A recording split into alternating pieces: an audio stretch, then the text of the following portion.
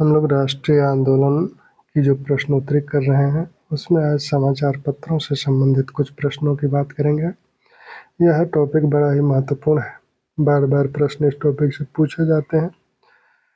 तो इस टॉपिक का जो पहला प्रश्न है वो है, प्रेस को जनता का प्रतिबिंब बनाए जाने का श्रेय किसे दिया जाता है? प्रेस को जनता का प्रतिबिंब बनाए जाने का श्रेय किसे दिया जाता है? जनता का प्रतिबिंब बनाने का मतलब है कि समाचार पत्रों के माध्यम से जनता की समस्याओं को उजागर करना, सरकार के समक्ष उनके समाधान के लिए प्रस्तुत करना। और यह कार्य शुरू किया था जेम्स सिल्क बर्किंघम ने। इन्होंने 1818 में कलकत्ता जनरल नाम से एक पत्र निकाला। कलकत्ता जनरल नाम से एक पत्र निकाला और इस पत्र के माध्यम से वो जनता की समस्याएं सरकार के समक्ष उठाते थे। इसीलिए इन्हें कहा जाता है कि इन्होंने प्रेस को जनता का प्रतिबिंब बनाया। इस प्रश्न के जो अन्य विकल्प हैं उनमें विलियम वोल्टास जो कि भारत में समाचार पत्र शुरू करने का सबसे पहले प्रयास इन्हीं के द्वारा किया गया था 1776 में, लेकिन सफल नहीं हो पाए थे। 1776 में सबसे पहले विलियम वोल्टास द्वारा भारत में, उस समय कंपनी की सरकार थी, कलकत्ता में इन्होंने समाचार पत्र प्रकाशित करने का प्रयास किया, लेकिन इन्हें सफलता नहीं मिली। दूसरा जो विकल्प है वो है गंगाधर भट्टाचार्य। गंगाधर भट्टाचार्य पहले ऐसे भारतीय हैं जिन्होंने समाचार पत्र प्रकाशित करवाया। ये लोग जो हैं विलियम वोल्टास, हिक्की, बर्किंघम, तो ये ब्रिटिश लोग हैं, लेकिन सबसे पहले कोई भारतीय जिसने समाचार पत्र प्रकाशित कराया उसमें सबसे पहला नाम है गंगाधर भट्टाचार्य का। गंगाधर भट्टाचार्य ने 1816 में द बंगाल गजट नाम से अंग्रेजी भाषा में एक पत्र प्रकाशित करवाया। जो कि साप्ताहिक था। तो गंगाधर भट्टाचार्य भारत में पहले भारतीय हैं जिन्होंने समाचार पत्र प्रकाशित करवाया 1816 में। जेम्स अगस्टस हिक्की को भारत में सबसे पहले समाचार पत्र निकालने का श्रेय दिया जाता है। दूसरा प्रश्न, भारत में प्रकाशित होने वाला पहला समाचार पत्र कौन सा था? तो भारत में प्रकाशित होने वाला जो पहला समाचार पत्र था वह था द बंगाल गजट। भारत में प्रकाशित होने वाला पहला समाचार पत्र था द बंगाल गजट। 1780 में यह पत्र जेम्स अगस्टस हिक्की द्वारा शुरू किया गया था। तो भारत में समाचार पत्रों को शुरू करने का श्रेय जेम्स अगस्टस हिक्की को दिया जाता है। 1780 में इन्होंने द बंगाल गजट, जिसे कलकत्ता जनरल भी कहा जाता था, इन्होंने शुरू किया था। इस प्रश्न के जो अन्य विकल्प हैं उसमें उदंत मार्तंड यह हिंदी भाषा का पहला पत्र है। हिंदी भाषा में प्रकाशित होने वाला उदंत मार्तंड पहला पत्र है। 1826 में इसका प्रकाशन कलकत्ता से शुरू हुआ था। साप्ताहिक पत्र था और युगल किशोर के नेतृत्व में यह पत्र शुरू किया गया था। दिग्दर्शन मार्शमैन ने इसे निकाला था। मार्शमैन द्वारा यह पत्र निकाला गया था। जामे जहानुमा उर्दू का पत्र है, उर्दू का पहला पत्र है, उर्दू का प्रथम पत्र है यह जामे जहानुमा। दिल्ली से प्रकाशित होता था। 1822 में पहली बार प्रकाशित हुआ और दिल्ली से यह प्रकाशित होता था जामे जहानुमा। ठीक, अगला प्रश्न, तीसरा प्रश्न है, बंगदूत नामक साप्ताहिक पत्र से कौन संबद्ध था? यानी बंगदूत नामक समाचार पत्र को कौन निकाल रहा था, किसने इसे शुरू किया था? तो बंगदूत नामक समाचार पत्र को राजा राममोहन राय और द्वारिकानाथ ठाकुर ने मिलकर शुरू किया था। बंगदूत नामक समाचार पत्र को राजा राममोहन राय और द्वारिकानाथ ठाकुर ने मिलकर शुरू किया था। 1822 में इस समाचार पत्र को शुरू किया गया था, जो कि अंग्रेजी, फारसी और बंगाली में था। इस प्रश्न के जो अन्य विकल्प हैं, शिशिर कुमार घोष, मोतीलाल घोष और शिशिर कुमार घोष ने मिलकर अमृत बाजार पत्रिका शुरू की थी। अमृत बाजार जो कि बहुत ही विख्यात पत्रिका है, अमृत बाजार पत्रिका को शुरू करने का श्रेय मोतीलाल घोष और शिशिर कुमार घोष को है।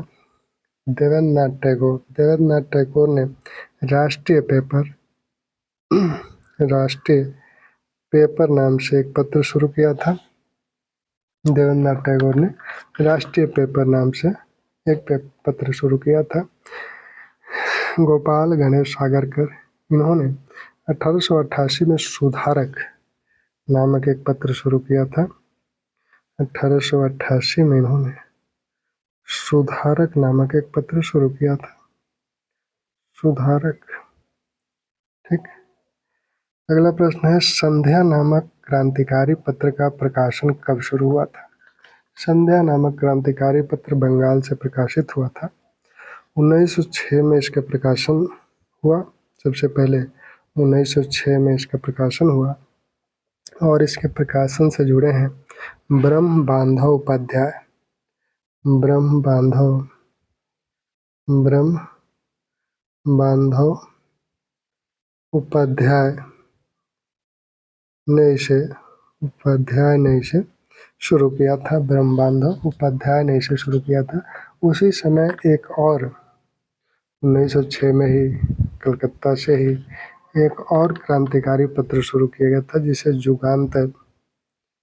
युगांतर जिसका नाम था, और युगांतर को शुरू किया था वारेंद्र कुमार घोष और भूपेंद्र नाथ दत्त ने।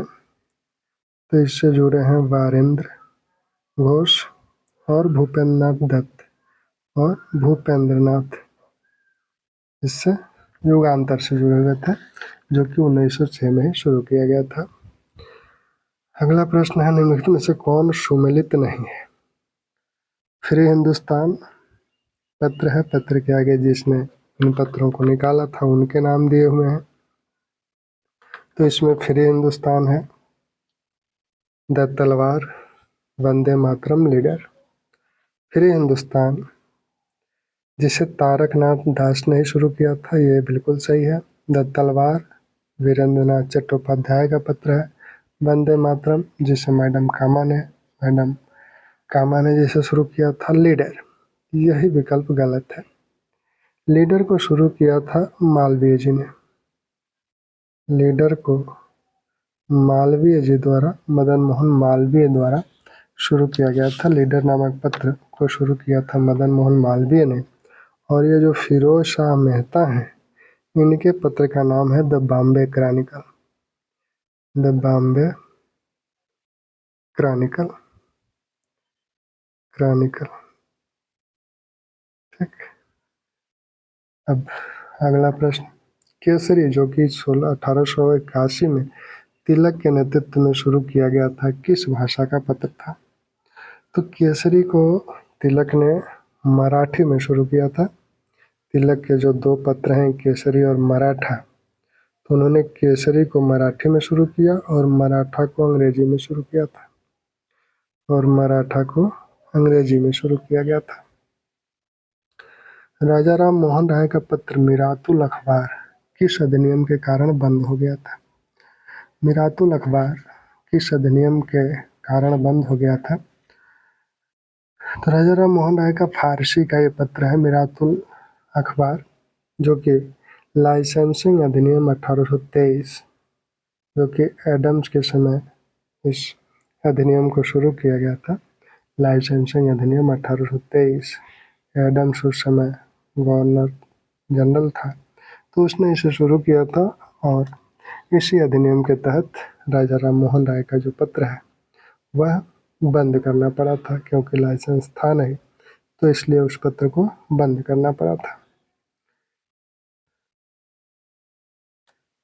ठीक। आगे अगला प्रश्न है, लीटन के समय वर्नाकुलर एक्ट मुख्यतः किस समाचार पत्र के लिए बनाया गया था? लीटन के समय जो वर्नाकुलर प्रेस एक्ट है वह किसके लिए, मुख्यतः किसको टारगेट करके बनाया गया था? तो यह सोम प्रकाश को टारगेट करके यह बनाया गया था। और ईश्वर सोम प्रकाश को टारगेट करके यह बनाया गया था। और इस पत्र सोम प्रकाश को शुरू करने वाले में है ईश्वर चंद्र विद्यासागर। 1858 में ये शुरू किया गया था। ईश्वर चंद्र विद्यासागर का ये पत्र है। ईश्वर चंद्र विद्यासागर, ईश्वर चंद्र विद्यासागर। और इस पत्र से जुड़े हैं द्वारिकानाथ विद्याभूषण भी इससे जुड़े थे। संवाद कैमुदी, यह जो पत्र है राजा राम मोहन राय का है। अमृत बाजार पत्रिका, इसको हम लोगों ने देखा ही कि अमृत बाजार पत्रिका जो है वो शिशिर कुमार घोष और मोतीलाल घोष द्वारा शुरू किया गया था। ठीक, अब हम लोग अगला प्रश्न देखें तो अगले प्रश्न में दंड संहिता की धारा 124 से कब जोड़ी गई? दंड संहिता की धारा 124 है। दरअसल जो समाचार पत्र प्रकाशित हो रहे थे उनसे सरकार का मानना था कि इससे राजद्रोहात्मक प्रवृत्तियां लोगों में बढ़ रही हैं। तो उसमें दंड संहिता में एक धारा 124 से 1870 में जोड़ी गई।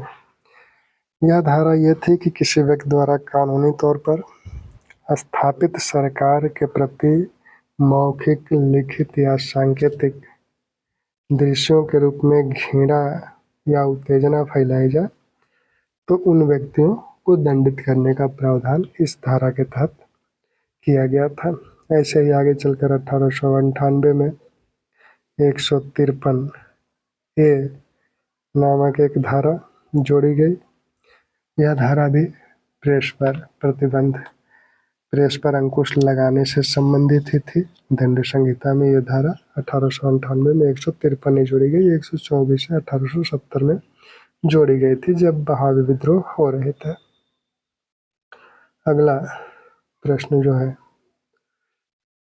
वह है कि 1878 में वर्नाकुलर एक्ट मुख्यतः किस समाचार पत्र को ध्येय करके बनाया गया था? तो इस प्रश्न को हम लोग, ये 2 बार प्रश्न आ चुका। तो सोम प्रकाश को ध्येय करके ये वर्नाकुलर एक्ट बनाया गया था। सोम प्रकाश को, इस पर सोम प्रकाश पे कार्रवाई भी हुई थी। अमृत बाजार पत्रिका भी दरअसल वर्नाकुलर एक्ट, जो देसी भाषा में समाचार पत्र प्रकाशित हो रहे थे उन्हीं को लिटन ने टारगेट किया था कि इन पत्रों पर अंकुश लगाया जाए। तो उस समय अमृत बाजार पत्रिका भी बंगाली में छप रही थी मोतीलाल घोष और शिशिर कुमार घोष के नेतृत्व में। तो इसने क्या कि रातों रात अपना जो बंगाली अंक था उसको बंद कर दिया, सिर्फ अंग्रेजी में छपने लगा। तो इससे क्या हुआ कि अब सरकार हाथ पे हाथ रख के बैठी रही, क्योंकि इसने मौका ही नहीं दिया, क्योंकि अब अंग्रेजी में था, देसी भाषा में तो था नहीं, तो इस पर कार्रवाई कैसे करेंगे। तो अमृत बाजार पत्रिका इससे कार्रवाई से बच गया। अब अगला प्रश्न जो है कि निम्नलिखित में कौन सुमेलित नहीं है?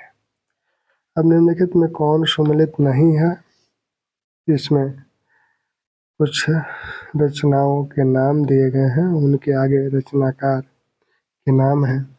इसमें कुछ पत्र हैं, कुछ पुस्तकें हैं, जिसमें बहिष्कृत भारत मराठी साप्ताहिक पत्र था, जो कि 1927 में अंबेडकर द्वारा शुरू किया गया था। ये बिल्कुल सही है, मराठी में मराठी साप्ताहिक था। रानाडे, गांधी और जिन्ना, रानाडे, गांधी और जिन्ना नामक जो किताब लिखी गई थी वह अंबेडकर द्वारा ही लिखी गई थी। रानाडे, गांधी और जिन्ना नामक एक किताब लिखी गई थी, यह अंबेडकर द्वारा लिखी गई थी, तो इसलिए यह विकल्प गलत है। A nation in making, Suryanath Banerjee द्वारा लिखी गई किताब है। द वॉयस, वापस नहीं, ये शब्द है voice, the voice and mean of India, यह दादा भाई नौरोजी द्वारा लिखी गई किताब है। तो इसमें गलत है, रानाडे, गांधी और जिन्ना यह अंबेडकर द्वारा लिखी गई किताब है। जवाहरलाल नेहरू द्वारा लिखी गई किताब नहीं। जवाहरलाल नेहरू द्वारा जो समाचार पत्र था वो नेशनल हेराल्ड था, जिसको उन्होंने प्रकाशित कराया। उनके द्वारा जो लिखी गई किताबें थीं, ग्लिम्पिस ऑफ द वर्ल्ड हिस्ट्री था, unite of India, discovery of India, जो कि 1946 में लिखी गई। तो इस तरह से इसमें यही गलत है। अगला प्रश्न, निम्नलिखित में से कौन प्रेस की स्वतंत्रता का समर्थक था? अब प्रेस की स्वतंत्रता के समर्थक कौन कौन लोग हैं? प्रेस की स्वतंत्रता के जो लोग समर्थक हैं उसमें एक नाम इसमें लॉर्ड हेस्टिंग्स का है। प्रेस की स्वतंत्रता के जो समर्थक थे वो लॉर्ड हेस्टिंग्स थे। अन्य सभी लोग प्रेस की स्वतंत्रता के विरोधी हैं। ये सभी लोग प्रेस की स्वतंत्रता के विरोधी हैं। लिटन, जिन्होंने वर्नाकुलर प्रेस एक्ट ही 1878 में बनवाया। मोनरो, ये भी प्रेस की स्वतंत्रता के पक्ष में नहीं है। कैनिंग के समय भी 1857 में प्रेस अधिनियम बना था। प्रेस की स्वतंत्रता के पक्षधरों में रिपन हैं, वेंटिक हैं, लॉर्ड हेस्टिंग्स हैं, ये लोग मैकाले हैं। ये लोग प्रेस की स्वतंत्रता के समर्थक हैं। और प्रेस की स्वतंत्रता के समर्थक में लॉर्ड हेस्टिंग्स के साथ मैकाले, वेंटिक, और वेंटिक के बाद एक गवर्नर जनरल थे मेटकाफ, जिन्हें प्रेस का मुक्तिदाता माना जाता है। जो प्रतिबंध लगाए गए थे प्रेस पर एडम्स द्वारा 1823 में लाइसेंसिंग एक्ट जो बना था, उसको इन्होंने ही समाप्त किया था, मेटकाफ ने ही। तो ये प्रेस के मुक्तिदाता के नाम से भी जाने जाते हैं। रिपन भी प्रेस के स्वतंत्रता के समर्थक हैं। तो ये लोग प्रेस के स्वतंत्रता के समर्थक हैं। Lord Lytton, Munro, Canning, Elphinstone, Wellesley, ये सब प्रेस की स्वतंत्रता के विरोधी हैं, क्योंकि वेल्जली के समय ही सबसे पहले 1799 में प्रेस को नियंत्रित करने का प्रयास किया गया था। ठीक, अब अगला प्रश्न, किस अधिनियम के द्वारा समाचार पत्रों को नियंत्रित करने की अपेक्षा विनियमित करने का प्रयास किया गया? किस अधिनियम के द्वारा समाचार पत्रों को नियंत्रित करने की अपेक्षा विनियमित करने का प्रयास किया गया, यानी समाचार पत्रों को रेगुलेट किया जा सके, इस प्रकार के कुछ नियम बनाए जाएं। तो इस प्रकार का नियम जो बनाया गया वह 1867 में पंजीकरण अधिनियम बनाया गया था। 1789 का सेंसरशिप अधिनियम, जो कि सबसे पहले वेल्जली के समय बना। लाइसेंसिंग अधिनियम 1823 में एडम्स के समय बना। इन्होंने कहा कि बिना लाइसेंस के प्रेस नहीं चलेंगे। समाचार पत्र अधिनियम 1910, जो कि वर्नाकुलर प्रेस एक्ट के जैसा ही कठोर था। इसमें कहा गया कि जो मजिस्ट्रेट है, स्थानीय मजिस्ट्रेट, वो जमानत, जो प्रकाशक है उनसे जमानत ले सकता है, और जमानत की राशि 500 से 2000 तक हो सकती है अगर वो प्रेस सरकार द्वारा बनाए गए मानदंडों का उल्लंघन करते हैं। तो उनकी जमानत, उनके प्रेस को जब्त किया जा सकता है, जमानत को बढ़ाया जा सकता है, 10,000 तक लिया जा सकता है। फिर वो उल्लंघन करते हैं तो उन्हें जब्त किया जा सकता है, और 2 माह के अंदर व्यक्ति जो है, प्रेस का जो मालिक है, वो ट्रिब्यूनल में जा सकता है। तो यहाँ न्यायालय में जाने की छूट दी गई थी, लेकिन वर्नाकुलर प्रेस एक्ट में ऐसा कुछ नहीं था। अगर मजिस्ट्रेट ने प्रेस जब्त कर लिया तो जब्त कर लिया, उसमें आप जा नहीं सकते। इसलिए वर्नाकुलर प्रेस एक्ट, जो कि 1878 में बना था, उसे मुंह बंद करने वाला अधिनियम कहा जाता था। और पंजीकरण अधिनियम 1867 जो बना, इसमें कहा गया कि प्रेस को एक तरह से रजिस्टर्ड किया जाए, वो पंजीकृत कराएं, समाचार पत्रों पर, पत्रिकाओं पे प्रेस का स्थान लिखें, जो प्रकाशक है उनका नाम लिखें। तो इस तरह से प्रेस को विनियमित करने का कार्य इस 1867 पंजीकरण अधिनियम के माध्यम से किया गया। अगला प्रश्न है, निम्नलिखित में से कौन सा पत्र मदन मोहन मालवीय से संबंधित नहीं है? मदन मोहन मालवीय ने कई पत्रों को निकाला था। मदन मोहन मालवीय के कई पत्र हैं और इसमें से कहा गया कि मदन मोहन मालवीय के कौन से इसमें पत्र नहीं है। तो मदन मोहन मालवीय का पत्र लीडर है, लीडर मदन मोहन मालवीय का पत्र है। सनातन धर्म भी मदन मोहन मालवीय का है। अभ्युदय 1907 में इन्होंने अभ्युदय प्रकाशित करवाया था, ये भी मदन मोहन मालवीय का पत्र है। बीएचयू के प्रचार प्रसार के लिए जब बीएचयू की स्थापना के लिए प्रयास कर रहे थे तो उसके लिए इन्होंने अभ्युदय को शुरू किया था। इंडिपेंडेंट, यह मदन मोहन मालवीय का पत्र नहीं है, ये मोतीलाल नेहरू का पत्र है। ये मोतीलाल नेहरू का पत्र है, इंडिपेंडेंट। ठीक। बिजोलिया, जो कि राजस्थान में कृषक आंदोलन हुआ था, तो बिजोलिया आंदोलन किसान आंदोलन का व्यापक प्रचार करने वाला समाचार पत्र कौन सा था? तो बिजोलिया आंदोलन का व्यापक प्रचार करने वाला जो पत्र था वो प्रताप था। प्रताप नामक पत्र जो है बिजोलिया आंदोलन का प्रचार प्रसार प्रताप नामक पत्र के माध्यम से किया गया था। युगल किशोर के नेतृत्व में प्रताप नामक पत्र निकाला गया था। गणेश शंकर विद्यार्थी, युगल किशोर तो हिंदी के उदंत मार्तंड वाले हैं। प्रताप कानपुर से निकलता था और कानपुर से निकलता था और गणेश शंकर विद्यार्थी 1913 में पहला इसका अंक निकला था। गणेश शंकर विद्यार्थी द्वारा इसे निकाला जाता था। अगला प्रश्न, अंग्रेजों के स्वामित्व वाला कौन सा पत्र सर्वाधिक रूढ़िवादी था? अब अंग्रेजों के स्वामित्व वाला कौन सा पत्र सर्वाधिक रूढ़िवादी था? तो अंग्रेजों के स्वामित्व वाले ये सभी जो पत्र हैं अंग्रेजों के स्वामित्व वाले ही हैं। ये जितने भी पत्र, Englishman, Pioneer, Statesman, Civil and Military Gazette, ये जितने दिख रहे हैं ये सब अंग्रेजों के द्वारा ही प्रकाशित कराए जाते थे। और इसमें से सर्वाधिक जो एक तरह के रूढ़िवादी जो माना जाता है वो यही इंग्लिशमैन है। सर्वाधिक रूढ़िवादी यही इंग्लिशमैन है।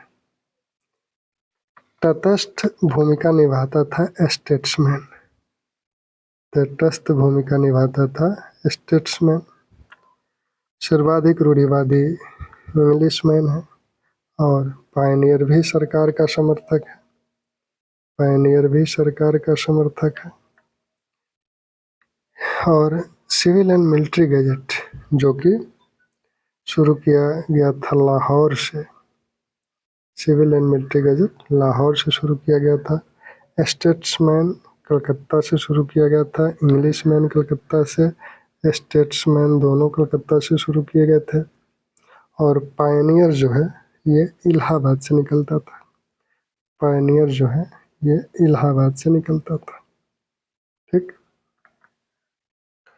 अब अगला प्रश्न है, पत्रकारिता के लिए जेल जाने वाले प्रथम व्यक्ति कौन थे? पत्रकारिता के लिए जेल तिलक भी गए, सुरेंद्रनाथ बनर्जी भी गए, गणेश शंकर विद्यार्थी भी गए।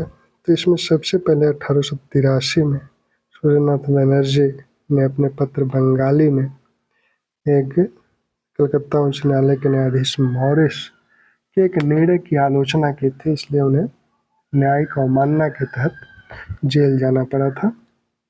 1897 में बाल गंगाधर तिलक भी पत्रकारिता के लिए जेल गए थे। अपने पत्र केसरी और मराठी में उन्होंने एक लेख लिखा था जिसके कारण उन्हें जेल हुई थी। पत्रकारिता का राजकुमार किसे कहा जाता है? पत्रकारिता का राजकुमार कृष्णदास पाल को पत्रकारिता का राजकुमार कहा जाता है। गणेश शंकर विद्यार्थी जिन्होंने प्रताप को शुरू किया था। मदन मोहन मालवीय के कई पत्र हैं जिसमें आपने लीडर देखा, अभ्युदय देखा। जी.एस. अय्यर का स्वदेश मित्रम नामक एक पत्र जी.एस. अय्यर का है। स्वदेश मित्रम, स्वदेश मित्रम नामक पत्र जीएस अय्यर का था। राष्ट्रवादी पत्रकारिता के जनक कौन माने जाते हैं? राष्ट्रवादी पत्रकारिता के जनक राजा राम मोहन राय माने जाते हैं। कई पत्र इनके यहाँ ब्राह्मणिकल मैगजीन था, संवाद कैमुती था, मिरातुल अखबार था। इन्होंने प्रेस की स्वतंत्रता का समर्थन भी किया। इसके लिए इन्होंने सरकार से भी अपील की, न्यायालय भी गए। ठीक। अगला जो प्रश्न है वो है, निम्नलिखित में से कौन सुमेलित नहीं है? राइटर, ये सब समाचार एजेंसियां हैं, ये चारों समाचार एजेंसियां हैं और इसमें सम्मिलित ये करना है कि किस समाचार एजेंसी का कब गठन हुआ था। तो चारों समाचार एजेंसियां हैं। राइटर जो कि ब्रिटिश भारत में सबसे पहली जो समाचार एजेंसी स्थापित हुई थी 1860 में, वो राइटर थे। उसके बाद associated press of India API का गठन हुआ 1905 में। फिर फ्री प्रेस न्यूज सर्विस का गठन 1927 में हुआ। United press of India, United press of India का गठन 1949 में नहीं हुआ, बल्कि इसका गठन 1934 में हुआ। 1934 में यूनाइटेड प्रेस ऑफ इंडिया का गठन हुआ था। 1949 में PTI, press trust of India का गठन हुआ था। पीटीआई का गठन हुआ। ठीक। अगला प्रश्न, इनमें से कौन सा गांधी जी द्वारा संपादित पत्र गुजराती में था? तो गांधी जी द्वारा जो पत्र संपादित किए गए थे उसमें इंडियन ओपिनियन, जो कि उन्होंने अफ्रीका में निकाला था, यंग इंडिया उनका पत्र था, नवजीवन हरिजन, ये सभी पत्र गांधी जी के थे। और इसमें से जो नवजीवन था, यह नवजीवन ही गुजराती में था। तो जो नवजीवन था ये गुजराती में था। इंडियन ओपिनियन को उन्होंने 1903 में शुरू किया था, अंग्रेजी में था। यंग इंडिया को उन्होंने 1919 में शुरू किया था, ये भी अंग्रेजी में था। नवजीवन को उन्होंने 1921 में शुरू किया था, यही गुजराती में था। हरिजन को उन्होंने 1931 में शुरू किया था, ये भी अंग्रेजी में था। ठीक। अगला प्रश्न, एनी बेसेंट का दैनिक समाचार पत्र कौन सा था? एनी बेसेंट के मुख्यतः दो पत्र हैं, एक न्यू इंडिया और कॉमनवेल्थ। ये दोनों एनी बेसेंट के हैं, जिसमें से न्यू इंडिया दैनिक था, कॉमनवेल्थ साप्ताहिक था। साप्ताहिक था और न्यू इंडिया दैनिक था। यही मद्रास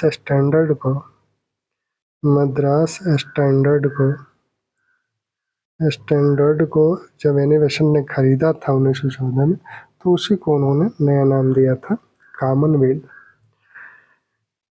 तो मद्रास स्टैंडर्ड का नया नाम था कॉमनवेल्थ। द पीपुल, ये लाला लाजपत राय का पत्र है, लाला लाजपत राय का। और द इंडिपेंडेंट, ये मोतीलाल नेहरू का पत्र है, मोतीलाल नेहरू का पत्र है। ठीक। तो हम लोगों ने समाचार पत्रों से संबंधित कुछ प्रश्नों को किया।